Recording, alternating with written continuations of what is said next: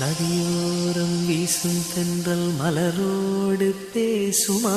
மலராத பூக்கள் என்று அதை கேட்க கூடுமாம்.